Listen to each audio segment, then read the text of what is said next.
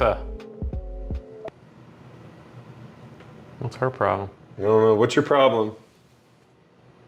Everything seems to be working. If something looks wrong, you can use the Alexa app to submit feedback. Alexa, who was Ezra Brooks?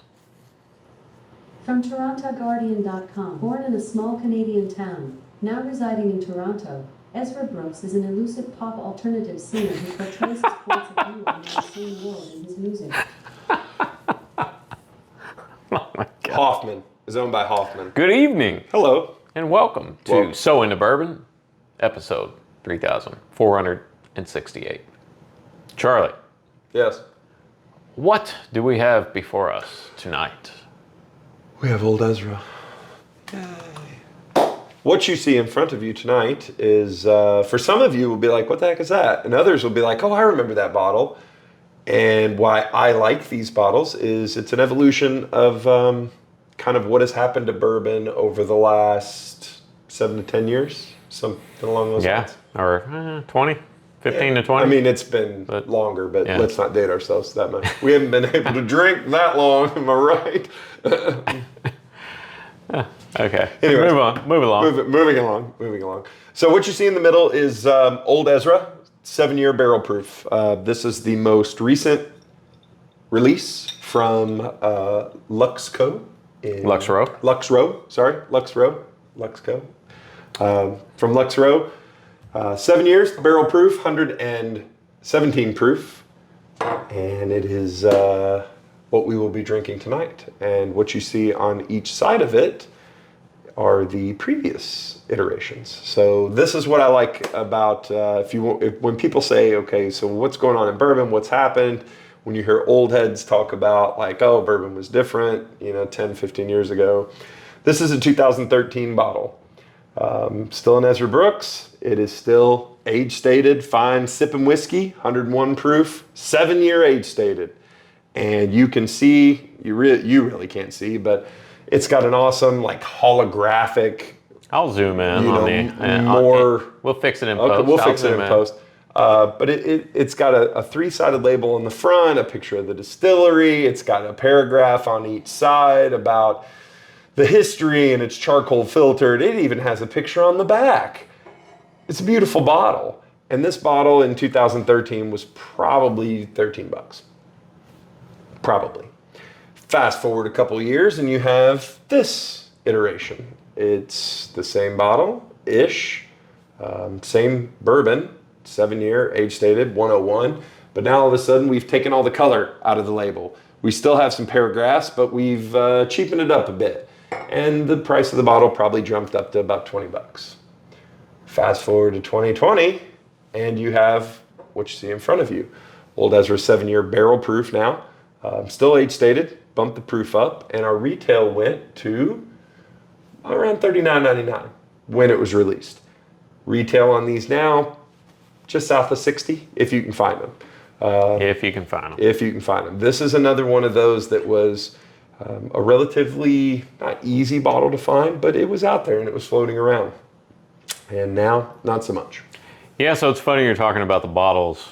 When you first pulled them out, I'm looking at it and I'm like, okay, yeah, this is your basic 70s, 80s, 90s whiskey bottle, just your standard square bottle, nothing special about it. But then when you started talking and I'm looking at all the 3-sided label and everything, and I'm thinking for when that came out, that was probably pretty fancy, right? So what I've learned is even though the marketing has gotten more and more sophisticated, usually the less marketing on the bottle itself, the higher standard of bourbon you're going to find in the bottle, right? It's the old thing of Lamborghini and Ferrari don't do commercials, right? Right. You know who we are. And a lot of bourbons have that mentality. You're not going to see an advertisement for Blanton's or Pappy Van Winkle or insert your favorite hard to find bourbon there. So, but I do think it's something cool and something that has kind of been lost too is you don't see a shelfer, which that's what these are shelfers. These are 24 to a case, that you'd find in any liquor store that, your dad or grandpa may go in and grab it and, pour in their coffee or their Coke or whatever. But it's a beautiful bottle. I mean, it harkens back to an older time. Hark. It harkens back to an older time, which was really only about 10 years ago, which makes me feel old. But even then, 10 years ago, that was kind of an out of the norm bottle. So yeah. But that's what you know what this looks like? It looks like your standard early times bottle. Yeah, similar. Yeah, kind of similar. It may actually be the same glass. It may, I believe it. Or it was could at that be, time. yeah. So, all right, Charlie, let's get the pouring. as you can see, this one has been, it was a good pop. This one has been drank on. Full disclosure, this is one of my kind of go-tos when it's kind of going time and you're like, man, I really want a good barrel-proof bottle of bourbon to drink. This is always one that I have kind of in reserves to drink. So, I have a story. Yes. It's story time with Glenn. So a few years ago, maybe 4 or 5 years ago, Put this down. I was looking to. Oh no, I can't tell this story Oh, because no! that Does would it be have- illegal. Oh, damn. All right, I'll cut out some Like of the. and subscribe and he'll message you I will the illegal cut out story. some of the peripheral of the story and just say I met a guy in a parking lot.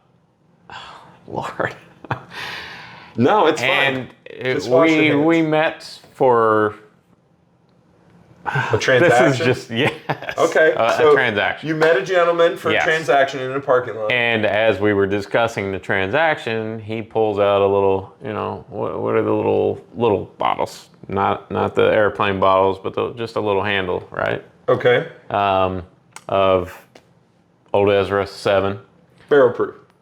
I This don't know one? if it was a barrel proof or not, to be honest with you. But, Okay. And I had never tried it. He was, oh, you gotta try it. You gotta taste this. You gotta taste this. So I did, and I was like, that's some really good stuff. Yeah. Really good stuff. So that was my first experience. His first experience with Old Ezra was in a with the parking lot. We have to cut that. No, we're not. Don't you dare. Editor, do not cut that out. It's radio gold, Jerry. Oh, Oh, that's good. I get peanuts. Peanuts? Yeah, I get peanuts.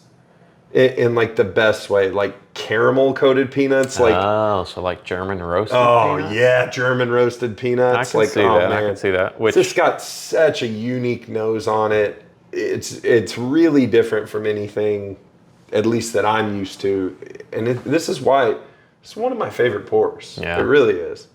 it's just got that classic, Yeah.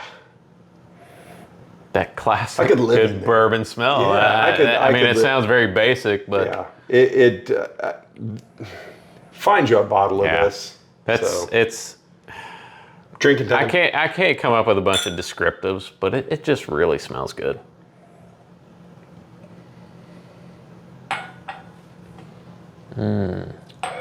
Don't moan on camera. Man. Sorry. Yes. So I'll talk while he's choking. Giggity. Just so good. I mean, 117 proof, sweet, spicy, savory. Again, I get some peanuts, but there's just like I use the term savory probably too much. You do. I don't get the peanuts. I agree. And I know a lot of people pick up that peanut flavor on different whiskeys that they try. I get a lot of. I'm moaned on camera. I did. I drank out of it. This is going nowhere fast. It's so good though. I get a lot of fruit, like up front. It just hits you with a lot of like different fruity spices. I kind of get the fruit on the finish on this one, which is kind of weird. Usually you don't get a fruity kind of finish on just a good old fashioned bourbon. But what I have found with this, when I drink this bottle with other friends and with other people. I have one friend in particular that calls this the roller coaster because the flavor starts and just keeps hitting you, and it comes in waves. And as you drink it, you pick up more. So your first drink, you may taste it on the front end.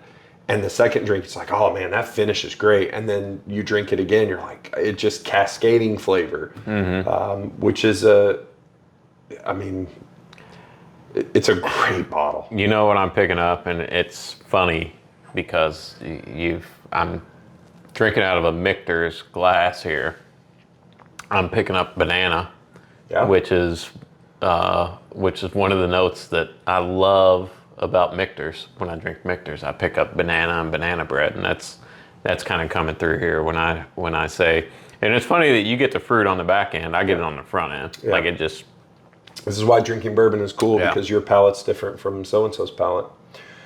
So, but man, just such a great bottle. And so we complain and we joke and we laugh and jest that, it was a $40 bottle and it was a $50 bottle. Now it's a $60 bottle. It's fine. If it's a $100 bottle, you should buy this bottle. Yeah. Like if you see it, buy it, because it's worth it. It's a great bottle of bourbon. It's everything you want in a bottle of bourbon. Yeah, I have an empty bottle that's been sitting behind my sink for several months, and I see it every now and then, and I think, oh man, I should open the one that I have down in the cabinet, and I haven't, but now after tonight, I may have to go open that. So this is one of those bourbons where I'm not a smart man. If you've watched the other 3,000 episodes, I'm not a smart man. We're editing that out. I do have, on occasion, the gift of foresight. And when these bottles first hit and I drank one, I thought, this is not going to last. 7-year age dated, 117 proof, and it drinks like this and it tastes like this. So I stocked up, and I convinced some buddies to stock up. So we've got a nice little cadre of extras, but it hurts every time we drink them, because now they're just, it's not necessarily the dollar that hurts you, it's the finding them that is such a pain now. So, but Lux Row often has them at the gift shop. Lux Row, if you haven't been, beautiful. Like when you pull into Lux Row, it's gorgeous. We've been down there a couple of times to do some gift shop release during COVID, actually. But yeah, Lux Row definitely worth a visit. It's a really beautiful. And that's why they call it Lux. Lux Deluxe. Yeah. All right. Obviously, this is a drinker. We're not sinking this one. We are not sinking this one. We are, and we're not even gonna ask the question. We're gonna pour this one and we're gonna store it. Pour it and store it. Buy two. If you're at the store, buy two. Yeah, if you find it, buy it. Yeah, find it, buy it. Yeah, 100%. So, yeah. Anything else to add? I had something and it just drifted away. That's why we're the best in the business, baby. This is episode number 4 of the night, so keep that in mind. Don't let people behind the curtain.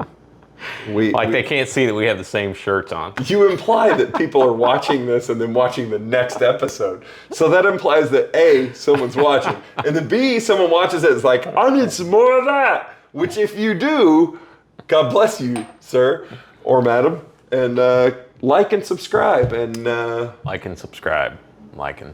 We appreciate your support. Cheers. Good night. Good night. Oh, I was going to add, of course. Post-credit scene. Yes.